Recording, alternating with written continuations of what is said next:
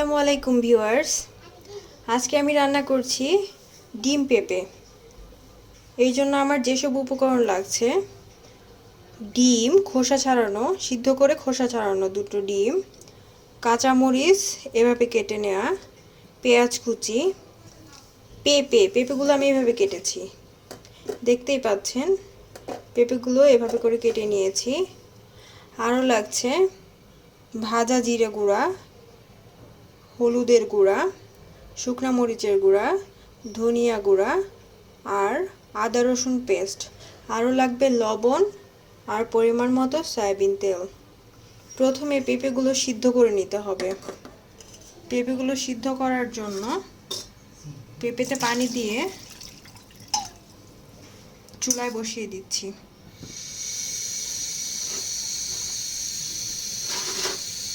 পেঁপেগুলো সিদ্ধ হতে থাক, ফিরে আসছি একটু পরে। আমরা আবার চলে এলাম দেখতে পেঁপে সিদ্ধ হয়েছে কিনা।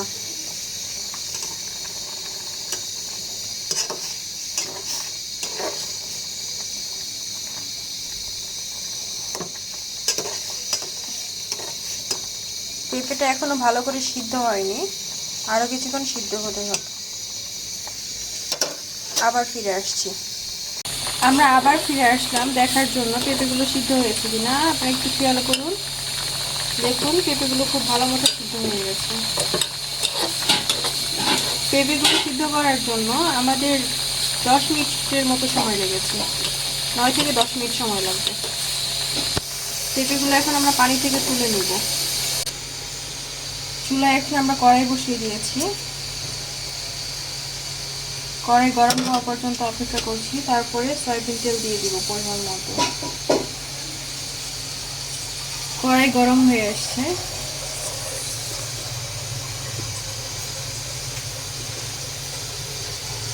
আমরা পরিমাণ মতো সয়াবিন তেল দিয়ে দিচ্ছি।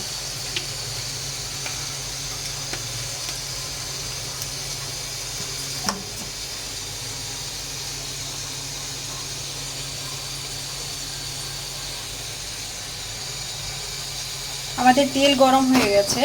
এখন সিদ্ধ করা ডিম দুটো ভেজে নিব।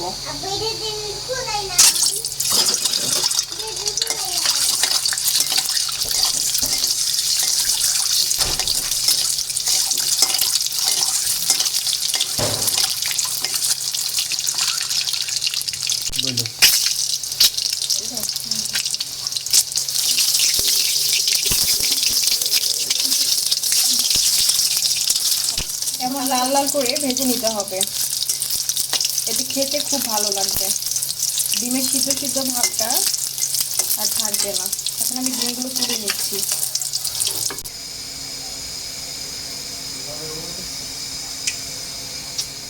এই তেলের মধ্যেই আমি পেঁয়াজ কুচি করে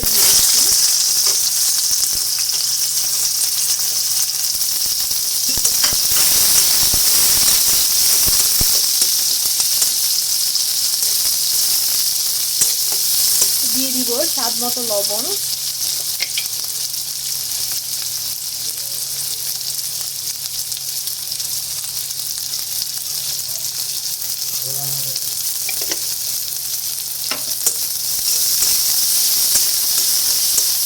নেড়ে ভালো করে মিশিয়ে নিতে হবে।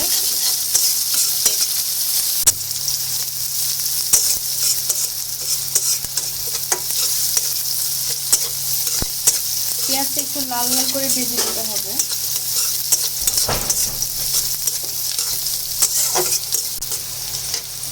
এখন আমি এর মধ্যে মরিচ দুটো দিয়ে দিচ্ছি। প্রথমেই পেঁয়াজের সাথে মরিচ দিইনি, তাহলে স্বাদটা অন্যরকম হতে পারে। এই পর্যায়ে এসে মরিচটা দিয়ে দিবেন। এখন একটু পানি দিয়ে দিব।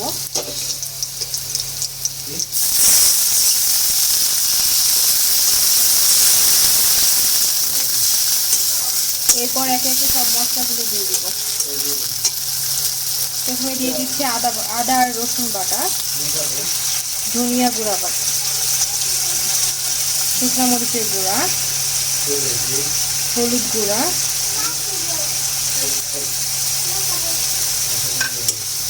ভালোভাবে মিশিয়ে নেব।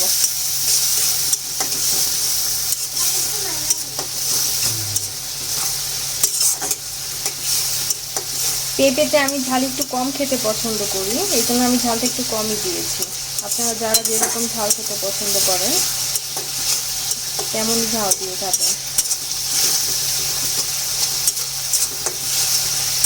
তবে পেঁপেতে ঝাল একটু কমই খেতে ভালো লাগে। কিছুক্ষণ কষিয়ে নিব।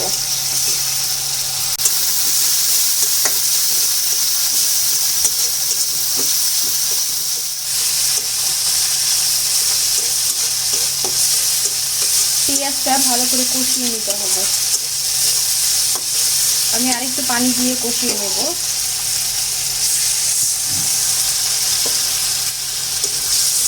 কারণ তরকারিতে পেঁয়াজটা আস্ত থাকলে দেখতে ভালো লাগবে না বা খেতেও।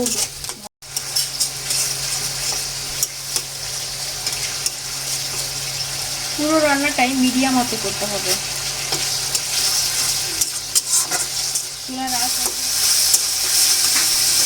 পেঁয়াজের উপরে তেল উঠে আসছে। পেঁয়াজটা এভাবে আমি প্রায় 7 থেকে 8 মিনিট কষিয়ে নিয়েছি। তো দেখুন পেঁয়াজ আর তেমন পানি নেই, পেঁয়াজটাও সুন্দর গলে গেছে আর আসতে নেই। এই পর্যায়ে আমি সিদ্ধ করে রাখা পেঁপেগুলো দিয়ে দিব।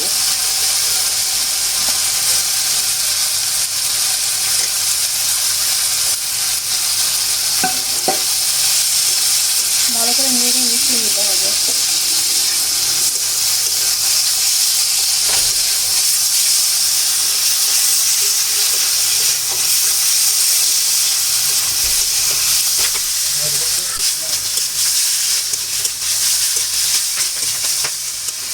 আমি একটু পানি দিয়ে দিচ্ছি।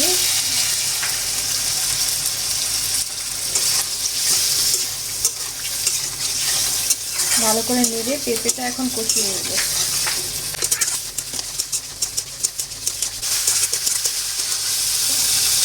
পেঁপেটা আমার কষানো হয়ে গিয়েছে প্রায়, আমি 1 মিনিটের মতো কষিয়ে নিব। তরকারিটা খেতে খুবই ভালো লাগে। আমার পেঁপে কষানো হয়ে গিয়েছে, এখন আমি পরিমাণ মতো পানি দিয়ে দিব।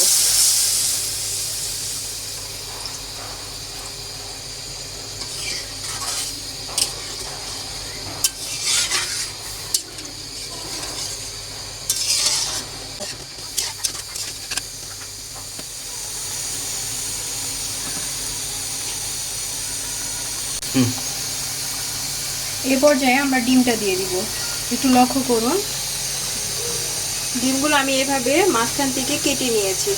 এতে করে তরকারির স্বাদটা অনেক বেশি বেড়ে যাবে আর ডিমটাও খেতে খারাপ লাগবে না, খুবই ভালো লাগবে। ডিমের ভেতরে মশলাগুলো সব চলে যাবে। এখন আমি একটা একটা করে ডিম দিয়ে দিচ্ছি।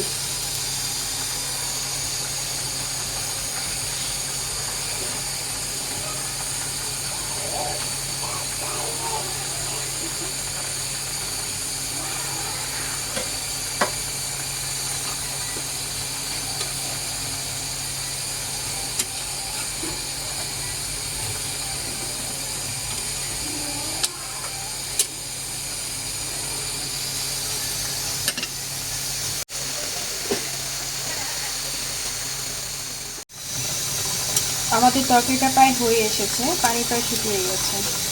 বয়েল করার মাঝে মাঝে এভাবে একটু নেড়ে নেড়ে দেখতে হবে। পানিটা এরকম আছে। এখন আমরা দিয়ে দিচ্ছি ভাজা জিরে গুঁড়ো।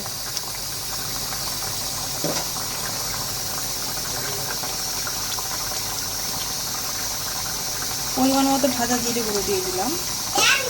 একটু নেড়ে মিশিয়ে নিতে হবে। আস্তে আস্তে নাড়তে হবে যেন ডিমগুলো ফুলে না যায় বা ভেঙে না যায়।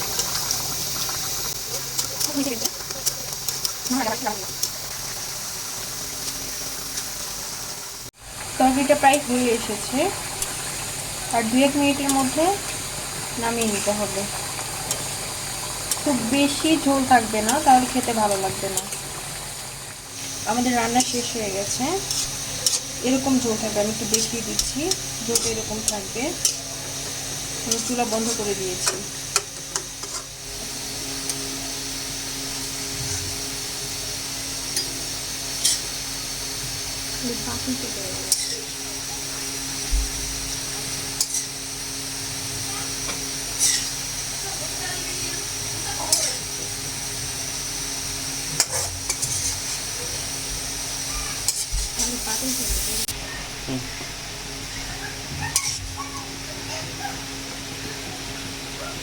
ভিউয়ার্স, আমাদের রান্না শেষ হয়ে গেছে। খুবই সুন্দর স্মেল আসছে, আপনারা অবশ্যই ট্রাই করবেন, নাহলে বুঝতে পারবেন না। খুবই টেস্টি একটি খাবার। আমাদের রান্নাটা যদি ভালো লেগে থাকে অবশ্যই আমার চ্যানেলটি সাবস্ক্রাইব করবেন, লাইক শেয়ার করতে ভুলবেন না।